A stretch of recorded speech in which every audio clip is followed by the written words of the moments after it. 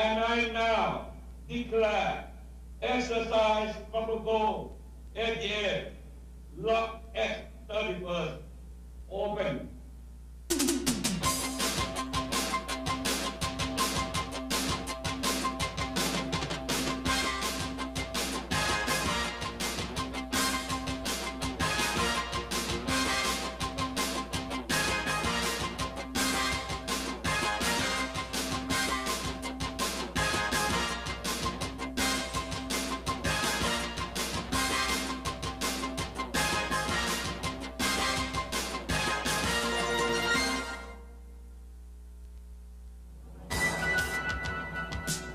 Committed by the Manila Pact of 1954 to defend Thailand in the case of external aggression, the United States took part in Cobra Gold 88, the seventh in the Cobra Gold series.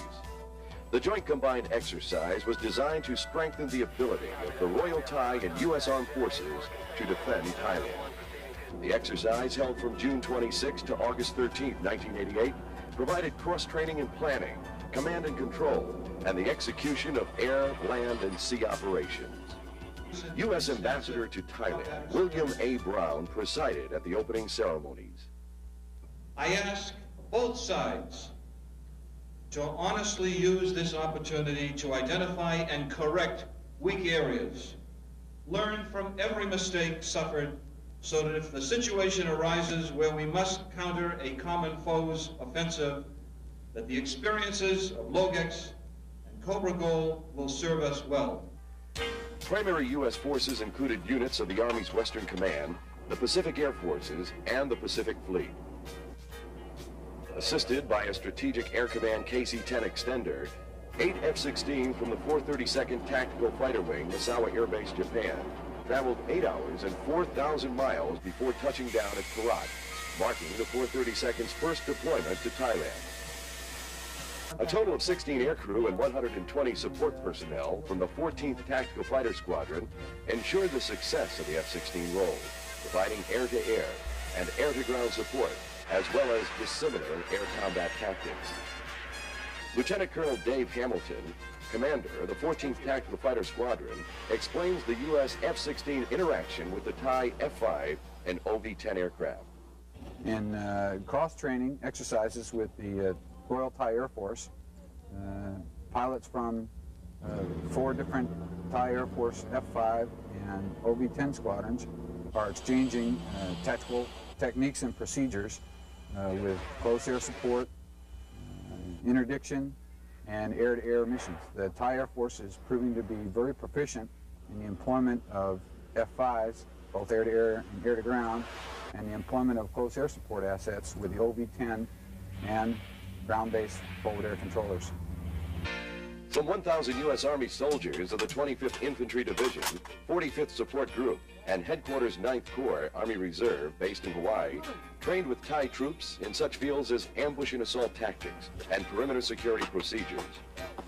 Brigadier General Craig Hagan, Assistant Division Commander for support of the 25th Infantry Division, keyed on the value of integrating U.S. and Thai forces. We get two things out of it. First of all, our young soldiers, you can see, have a time to develop their skills as an instructor by teaching other soldiers about what they do. That's a great benefit. And secondly, we learn a little bit about their system, the way they do things, and that's important to us because we may have to fight with them someday as allies. And thirdly, and probably most important of all, I guess, is the camaraderie that builds up between the soldiers of the two armies. You can see that happening right here with these gun crews. I think this is a great opportunity for us, and I think it's a great opportunity for the division. And I've been here 2 days now, and I can tell you the soldiers are enjoying it. Joint Combined Special Operation Forces, using C and MC-130s from Clark and Yokota air bases, operated from Don Mueang Air Base near Bangkok. About 200 U.S. Green Berets from the 1st Special Forces Group at Fort Lewis, Washington, and the 2nd Battalion, 19th Special Forces Group, West Virginia, joined Thai Special Forces during the SEAL training exercise. We have support personnel, MC-130 aircraft and air crews, Special Operations low-level aircraft and air crews, and also members of the Royal Thai Air Force 601st C-130 Squadron. The Royal Thai forces are fully integrated into all aspects of the exercise. They're making joint infiltrations and exfiltrations with both the Army Special Forces and the U.S. Navy SEALs. We have worked very closely with our compatriots here in the 601st Squadron in flying normal special ops procedures.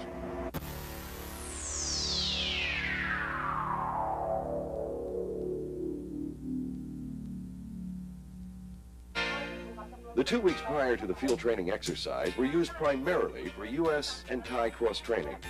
Some of the areas covered were survival training, which was demonstrated by Thai survival instructors who provided tropical survival techniques, such as cooking with bamboo, extracting water, and hunting for food. Thai kickboxing lessons were given to U.S. personnel by Thai instructors. This Thai specialty proved valuable to U.S. troops, showing the need for an extensive form of hand-to-hand combat. U.S. Army instructors conducted classes on various U.S. air defense weapon systems, such as the Stinger missile. The classes provided the Thais with hands-on training and gave them enough knowledge on the weapons to ensure successful engagement of enemy aircraft. Utilizing UH-1 helicopters, Thai troops were trained on the proper procedures for uploading and downloading, in addition to perimeter security. Marine and Navy F-18s and A-4s flew from Utapao Air Base in support of combined amphibious operations. There was no specified spot where we'd be in. Every mission was different. Sometimes we'd be aggressing the strike package. Sometimes we'd be part of the strike package. Sometimes we'd be protecting the strike package.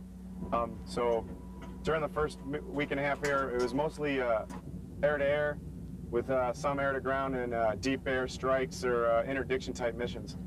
The F-18 is a multi-purpose airplane. They can basically ask us anything to do, and we do it. So any mission that's going on here, besides any type of DAS, CAS, or air-to-air, we could be tasked to do it, and we'll be ready to do anything that they ask us to do.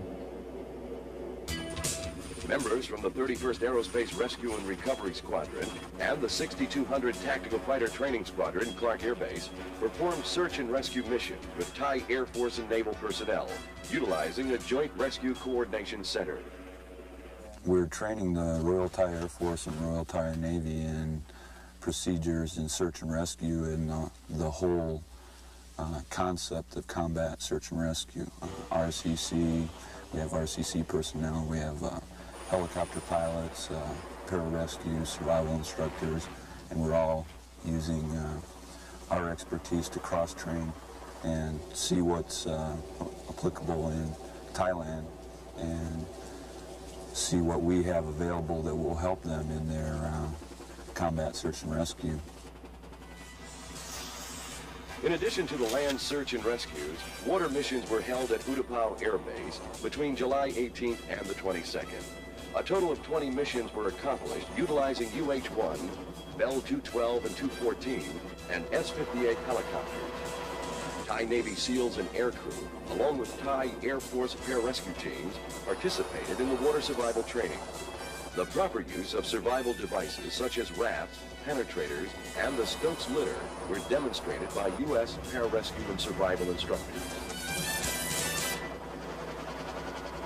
With Thailand's recent acquisition of Fighting Falcon F-16s, special emphasis was placed on combined F-16 maintenance procedures.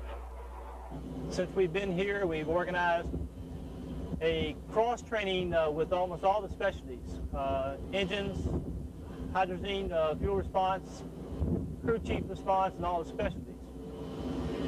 The people really enjoy working with the Thai Air Force, and it seems that Thai really enjoy working with us. I've had nothing but superb comments about their knowledge of the systems, their ability to work with our TOs, and enthusiasm to come out here and do the job. Since our arrival, we've experienced an engine change on one of our aircraft, and we were supported well by the Thai Air Force, who wanted to get some experience working with our airplanes. Using our 7-level technician, he supervised almost an entire Thai engine change team. He had nothing but great things to say about those people. He felt very comfortable with the maintenance and said if he was ever here again, he would have no problems utilizing those people to change his engines.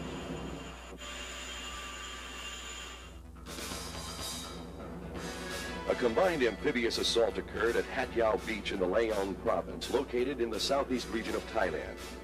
After F-16s, F-18s, and A-4s cleared the beach, Marines from the USS Ogden, USS Fresno, USS Fort McHenry, and the USS Mobile attacked the beach and headed inland. Meanwhile, UH-46, UH-53, UH-1, and AH-1 helicopters flew from the USS New Orleans in support of the operation. We got in the water this morning, starting this evolution about 0500.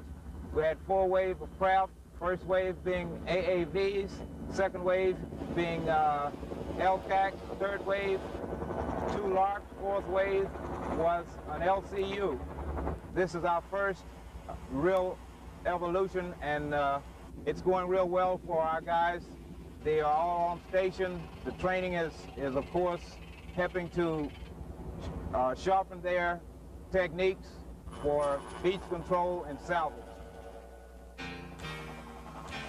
Cobra Gold 88 was not limited to increasing just the wartime fighting scenarios of U.S. and Thai forces. Another scenario included a mass casualty exercise held at the military hospital near Korat. Captain Ty Putnam, flight surgeon for the 14th Tactical Fighter Squadron, explains. The purpose of this exercise was to demonstrate the ability of American and Thai forces to cooperate in a mass casualty demonstration.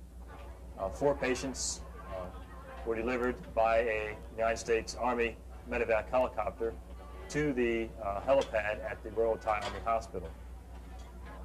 The patients were then carried by Thai litter teams to waiting Thai ambulances and then carried to Thai waiting a simulated Army field hospital where they were triaged. It's important to note, I think, in the spirit of cooperation, that the system that the Thais use in their triage and treatment of casualties is very similar to the United States system as far as the 4-level categories of patients. Again, I think this was a very informative and valuable exercise for the U.S. and Thai forces. U.S. and Thai medical and dental teams conducted daily clinics in local villages, converting schools and orphanages into hospitals.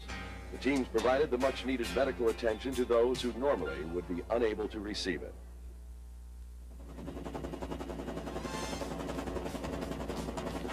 The climatic end of Cobra Gold 88 occurred at the Combined Armed Live Fire exercise. The exercise began with U.S. F-16s and Thai F-5s, paving the way for the Army's air and land assault. Special forces were inserted via a high-altitude, low-opening parachute drop. As more troops jumped into action out of UH-60 Blackhawks, TOW missiles were fired at the mock enemy with deadly accuracy. A joint air attack provided close air support in the form of F-16s and AH-1 Cobra gunships, firing rockets, bombs, grenades, and Gatling guns. This allowed the infantry to advance towards the enemy while being covered by armored personnel carriers and M41 tanks. The live fire exercise ended with medical evacuation and frontline resupply missions being conducted by UH-1 helicopters.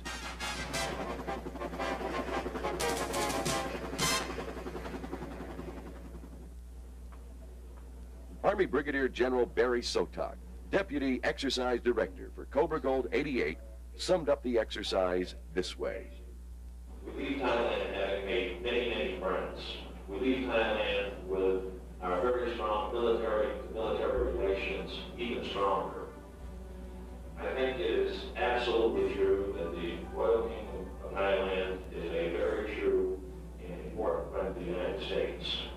I will tell you of the friendships that I have made in Thailand over my last 5 trips over here, this past year, that a Thai friend, I think, is the most valuable and trusting friend in the whole world.